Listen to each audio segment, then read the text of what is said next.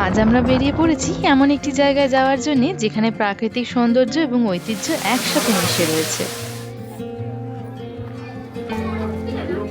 Now it is morning 6:45 আর আমরা বেরিয়ে পড়েছি লালমাটি পুরুলিয়া যাওয়ার উদ্দেশ্যে। নমস্কার আপনাদের সবাইকে, আমি স্বাগত জানাই আমার চ্যানেল ট্রাভেল অ্যান্ড আর্ট ডায়েরিজে। This trip is very special because আমরা 10 জন ফ্যামিলি মেম্বার রয়েছি এই ট্রিপটাতে, তাই এবার একটা নয় দুটো গাড়ি নিয়ে বেরিয়ে পড়েছি। যেখানে পরিবারের এতজন সদস্য এক জায়গায় রয়েছে, তাহলে ট্রিপটা কতটা মজার হবে। So I request you all to watch this video till the end without skipping. I hope you will enjoy it. আমরা এখন গঙ্গার উপর দিয়ে যাচ্ছি আর বাঁদিকে নতুন ব্রিজ তৈরি হচ্ছে, তার কাজ চলছে।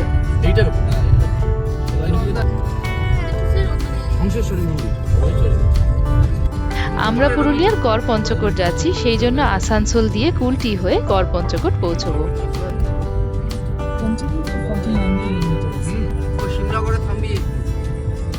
গঙ্গা পার করে আমরা ঢুকে পড়েছি হুগলি ডিস্ট্রিক্টের ভেতরে, আর সেখানে আমরা নিয়ে নিচ্ছি টি ব্রেক।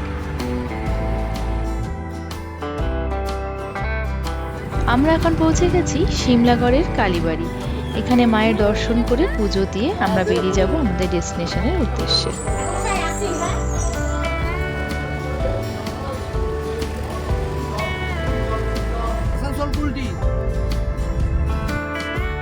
ডান দিকে গেলে পরে বর্ধমান আর বাঁ দিকে গেলে ব্যান্ডেল। আমরা সোজা এগিয়ে যাচ্ছি।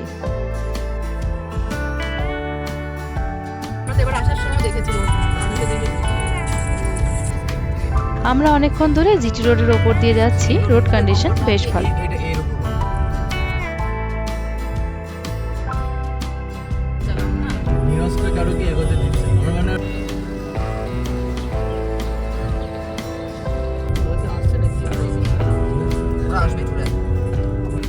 আমরা এখানে অপেক্ষা করছি কারণ আমাদের যে আরেকটা গাড়ি তারা একটু পেছনে পড়ে গিয়েছে, সেই জন্য।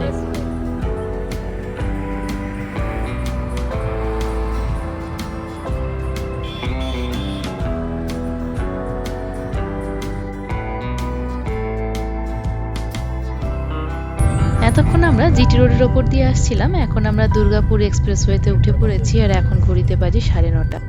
পেয়েছে বড্ড খিদে, তাই আমরা ভেবেছি যে শক্তিগড়ে আমরা একটা ব্রেক নেব আর সেখানে ব্রেকফাস্ট করে নেব। আমরা পৌঁছে গেছি শক্তিগড়ে আর সেখানে আপনা ধাবাতে এখন দাঁড়িয়েছি আর এখান থেকে কিছু খাবার খেয়ে নিই। দেখি কি ধরনের খাবার এখানে পাওয়া যায়, তারপর আবার আপনাদের সাথে কথা বলছি।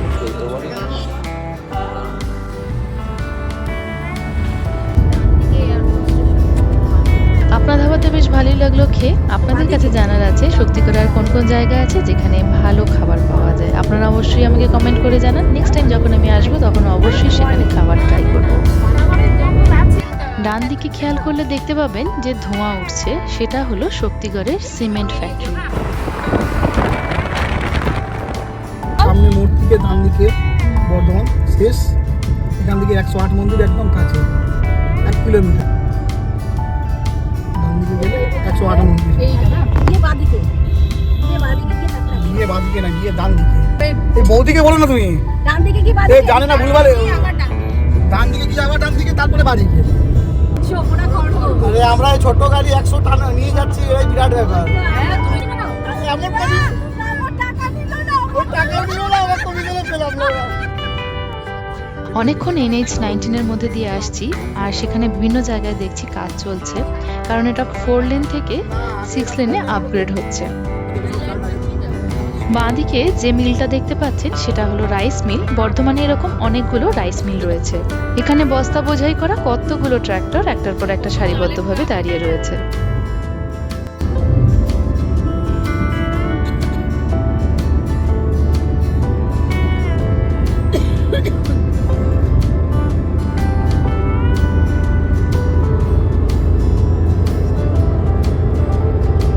পানাগড় ব্রিজ, ডার্লিং মোড়, এখান থেকে 520 কিলোমিটার। হাই ভোল্টেজ তার একদম, এটা পুরো মানে কোনো জায়গা। বাঁদিকে যে রাস্তাটা দেখা যাচ্ছে সেটা আসানসোল চলে যাবে।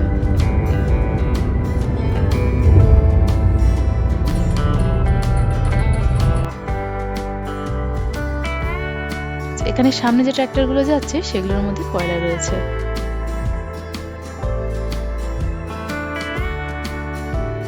আমরা এখন ঝাড়খণ্ডে ঢুকে পড়ছি, আর এটা হলো ঝাড়খণ্ড চেকপোস্ট।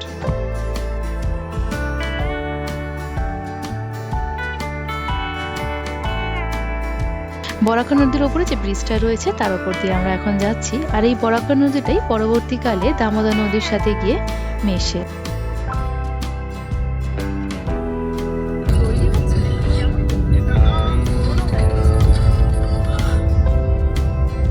যেই টোল প্লাজাটায় দাঁড়িয়ে রয়েছি সেটা হলো NH-19 এর লাস্ট টোল প্লাজা।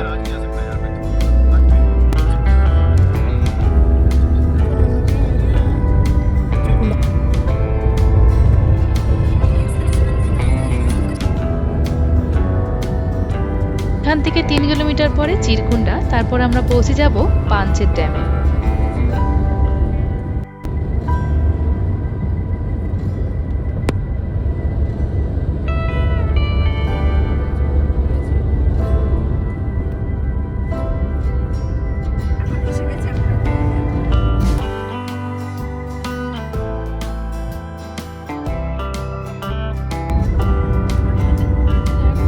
পাঞ্চেত ড্যামের ওপর দিয়ে যাচ্ছি। এই পুরো ড্যামটা হলো ঝাড়খণ্ডের মধ্যে। যেই এই ড্যামটা শেষ হয়ে যায় অমনি শুরু হয়ে যায় বেঙ্গলের গড় পঞ্চকোট।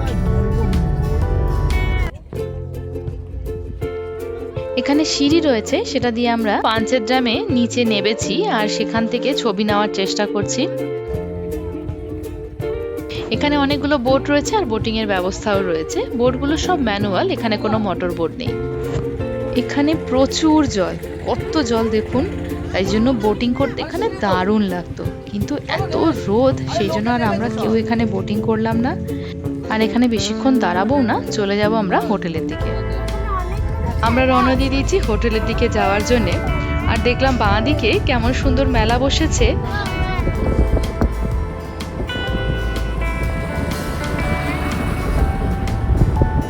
বাঁদিকে যে নদীটা আপনারা দেখতে পাচ্ছেন সেটা হলো দামোদর নদী।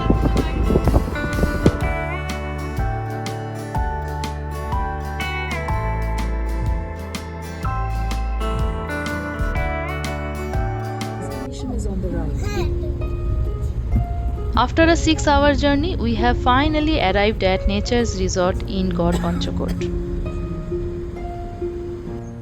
WBFDC নেচার রিসর্টের এটা হলো রিসেপশন। আর চলুন এবার আশপাশটা ঘুরে দেখা যাক। আসার পরে যেটা প্রথমেই চোখে পড়লো সেটা হলো পঞ্চকোট পাহাড়টা, যেটা সামনে দেখতে পাচ্ছি, আর চারপাশে গাছপালার তো কথাই নেই।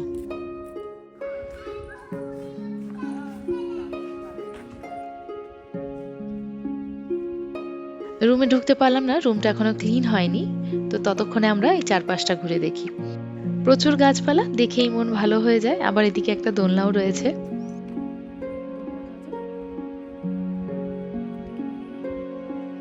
দেখুন এখানেও আরেকটা কটেজ রয়েছে, এগুলো সিঙ্গেল কটেজ নয়, প্রত্যেকটা কটেজের মধ্যে বেশ কয়েকটা করে রুম রয়েছে, আর প্রতিটা কটেজ দেখতেও বেশ সুন্দর। যে কটেজটা দেখতে পাচ্ছেন এটা হলো ডিলাক্স রুম, আর এখানে আমাদের কিছু ফ্যামিলি মেম্বার্স রয়েছে।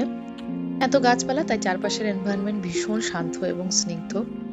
এখানে আসার পরে যে ফিলিংটা হচ্ছে সেটা সত্যিই খুব মনোরম। আপনারা এখানে এলে বুঝতে পারবেন কি ভালো লাগবে, একটা ফ্রেশ এয়ার পাবেন। চলুন এবার, এতক্ষণে নিশ্চয়ই রুমটা ক্লিন হয়ে গিয়েছে, রুমটা ঘুরে দেখা যাক কিরকম। কটেজটার নাম হলো গড় পঞ্চকোট 2। এখানে আমরা দুটো সুপার ডিলাক্স রুম নিয়েছি, তো চলুন দেখা যাক রুমগুলো কিরকম।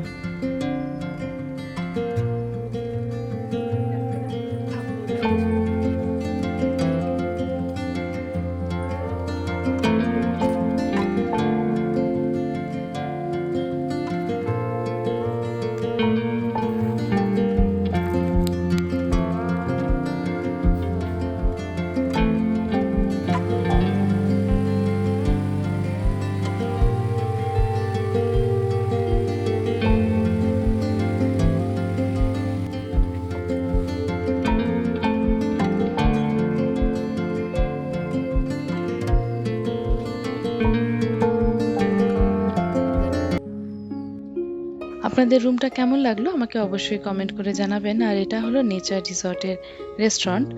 চলুন ভেতর থেকে দেখি রেস্টুরেন্টটা কিরকম।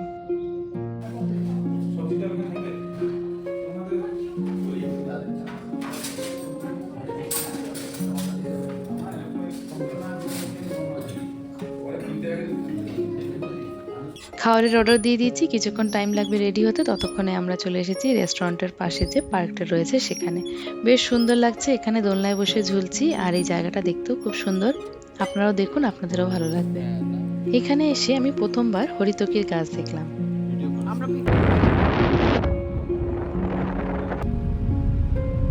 In 400 meters, turn right onto Major Adi Road, Subhas Road. খাওয়া দাওয়া শেষ করে এখন আমরা বেরিয়ে পড়েছি বরন্তিলিকে যাওয়ার জন্য। তো আমাদের একটু তাড়া আছে, কারণ যদি সন্ধে হয়ে যায় তাহলে আর আমরা ভালোভাবে লেকটা দেখতে পাবো না।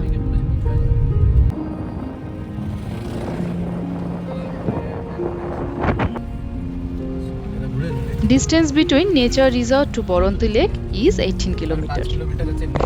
বরন্তি লেক যাওয়ার জন্যে গ্রামের মধ্যে দিয়ে যেতে হয়, সেই জন্য দেখুন রাস্তাটা কিরকম সরু আর বড় গাড়ি নিয়ে যেতে একটু অসুবিধেই হয়, তাই খুব সাবধানে ধীরে ধীরে গাড়ি চালিয়ে এগিয়ে যেতে হচ্ছে। এই লেকে আসার সব থেকে ভালো সময় হলো সানসেটের সময়টা।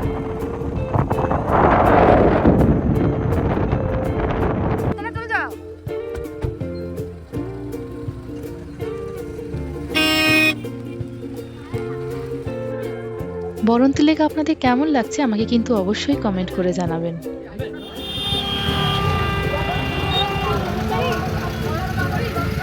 গাড়ি পার্ক করার জন্য এখানে ভেতর দিকে গিয়ে একটা জায়গা রয়েছে, বড় মাঠ, সেখানে গাড়ি পার্ক করা যায়। আর এখানে কত দোকান, চা, স্ন্যাক্স এইসবের।